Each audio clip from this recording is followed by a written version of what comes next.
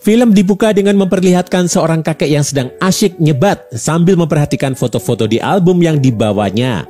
Kakek itu memperkenalkan dirinya dengan nama Jan. Kemudian, kita akan diajak menuju tahun 1951 ketika seorang bayi bangsawan baru saja lahir. Sayangnya, saat bayi itu lahir, ibunya yang bernama Dara meninggal dunia. Hal itu membuat ayahnya, Wisnan, menjadi murka dan nyaris membunuh bayi nggak berdosa itu. Untungnya, sang nenek yang akrab dipanggil Pijit berhasil melindungi bayi itu. Akhirnya, di bawah guyuran hujan, Wisnan mengutuk anaknya sendiri dan menyebutnya dengan Jan Rai atau biadab. Sejak saat itulah bayi itu biasa dipanggil Jan. Wah, dari awal aja udah kelihatan gak benernya nih si bapak. Karena kelahirannya dianggap membawa sial, bayi Jan gak diperbolehkan tinggal di rumah utama. Sebaliknya, ia hanya tinggal di sebuah rumah kecil. Scene lalu berpindah pada Wisnan yang tengah berdoa untuk mendiang istrinya. Di hadapan orang-orang, Wisnan mengatakan janji busuknya bahwa ia nggak akan menikah lagi. Dan nyatanya, Wisnan langsung melupakan janjinya ketika melihat seorang perempuan cantik masuk ke dalam ruangan. Perempuan yang akrab disapa Wat itu rupanya adalah sepupu Dara. Artinya, ia adalah adik ipar Wisnan. Saat Wat bertemu dengan Jan, ia pun memutuskan bahwa dirinya akan tinggal di sana untuk mengurus keponakannya itu. Suatu hari, Pijit mengemasi barangnya untuk berangkat ke luar negeri. Otomatis, untuk sementara waktu, kekuasaan tertinggi di mansion itu berada di tangan Wisnan. Tapi, karena Wisnan adalah jelmaan setan, ia pun memerintah dengan kejam. Ia juga menggunakan rudalnya untuk menaklukkan para pelayan. Setelah semua serabi lempit dan rudal para pelayan dilahapnya, kini ia mengincar Wat. Pada malam hari, ia diam-diam menyelinap masuk ke kamarnya.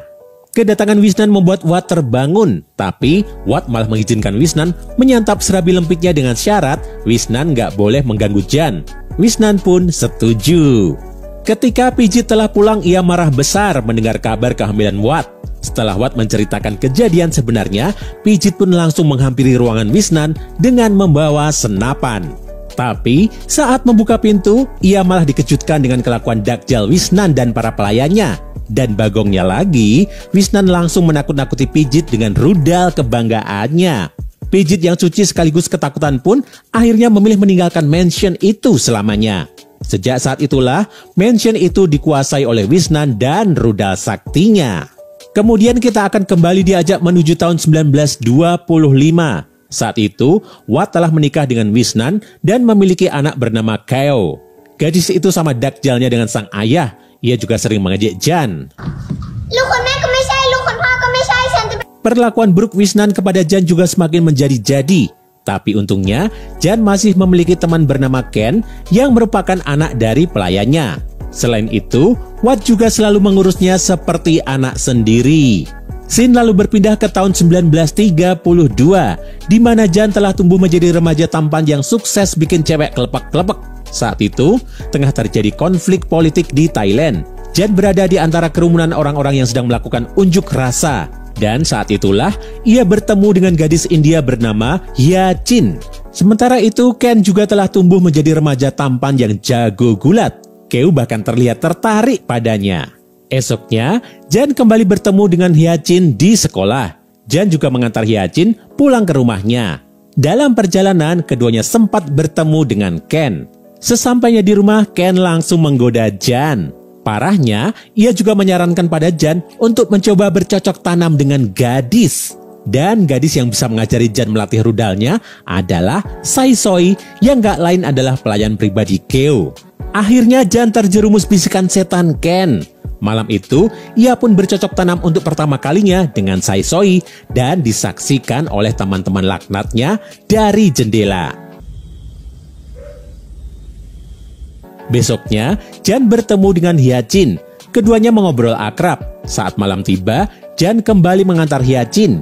Gadis itu juga mengenalkan Jan pada ayahnya yang baru saja pulang Jumatan. Sayangnya di perjalanan pulang, Jan dihadang oleh sekelompok perampok. Untungnya, Ken yang kebetulan lewat berhasil menolongnya. Beberapa hari kemudian saat semua orang di mansion sedang sibuk beres-beres, tiba-tiba mereka dikejutkan dengan kabar kehamilan Sai Soi. Sontak Jan merasa takut karena mengira ialah yang menyebabkan Sai Soi berbadan dua. Namun, Ken meyakinkan Jan bahwa Saisoi adalah penjajah serabi lempit yang telah bercocok tanam di banyak lahan sehingga ia nggak perlu khawatir. Suatu hari, Wisnan datang dari Singapura bersama janda kaya yang merupakan cinta pertamanya. Janda bernama Bun Loeang itu juga membawa serta anak lelakinya. Sesaat, Jan tampak terpesona pada wanita itu. Kedatangan Bun jelas membuat Watt harus makan hati setiap hari. Pasalnya, suaminya yang dasarnya sudah playboy, kini semakin mencampakkannya dan malah asyik dengan si janda kembang. Gini nih kalau urat malunya udah dicabut. Suatu hari, Bun masuk ke kamar Jan yang saat itu tengah mandi. Wanita itu tampak terpukau dengan lukisan Jan. Jan yang baru saja selesai mandi jelas terkejut melihat kedatangan janda cantik itu. Apalagi Bun menginginkan buku gambar Jan. Meski awalnya tak memberikannya, akhirnya Jan merelakan bukunya dibawa oleh Bun. Saat Keo mendatangi kamar Bun, ia nggak sengaja melihat buku gambar milik Jan. Ia pun mengambilnya dan membawanya ke kamar. Rupanya, gambar-gambar dalam buku itu membuat rahimnya anget. Sementara itu, Bun yang sedang bersama Wisnan tiba-tiba memuji kepintaran Jan. Bun juga mengusulkan agar Wisnan mengirimkan Jan untuk kuliah di Inggris. Akhirnya, Wisnan pun menyetujuinya dengan syarat Jan harus mendapatkan nilai tertinggi pada setiap mata pelajaran. Meskipun senang dengan kabar itu, tapi Jan masih merisaukan tentang buku gambarnya. Dengan bantuan teman-temannya, ia pun berhasil masuk ke kamar Bun yang saat itu tengah mandi. Sayangnya, karena buku itu sudah diambil oleh Keo, maka Jan tak bisa menemukannya. Tapi untungnya, Bun yang baru saja keluar dari kamar mandi sama sekali nggak marah pada Jan yang masuk ke kamarnya tanpa izin. Keduanya malah asyik mengobrol sampai akhirnya Jan menyosor bibir wanita itu.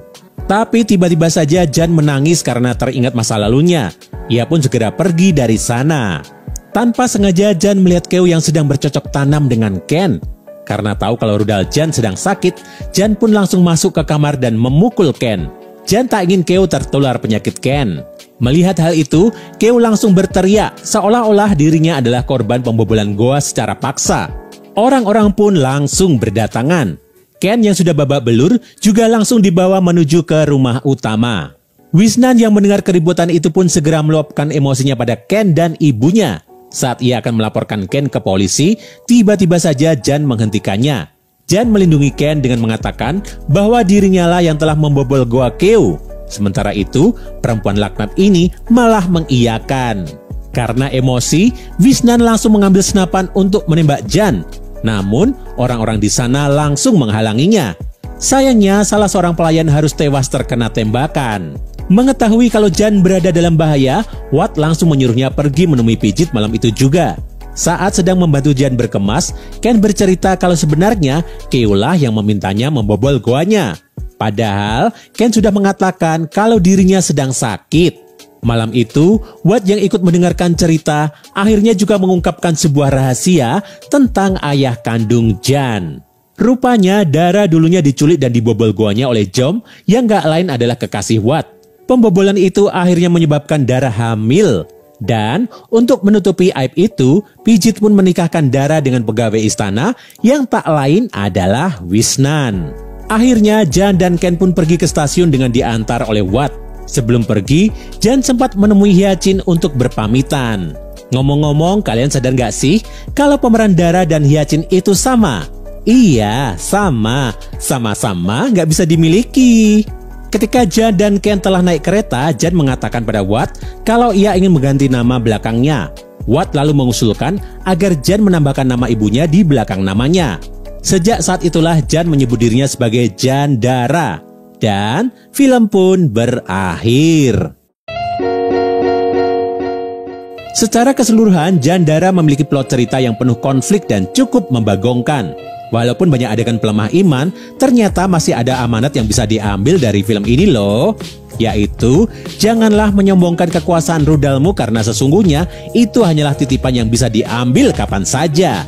Dan seperti biasa, Om Bigos ingin mengingatkan kepada kalian semua, terutama yang masih jadi beban keluarga, untuk berpikir ulang kalau masih ingin menontonnya bareng keluarga.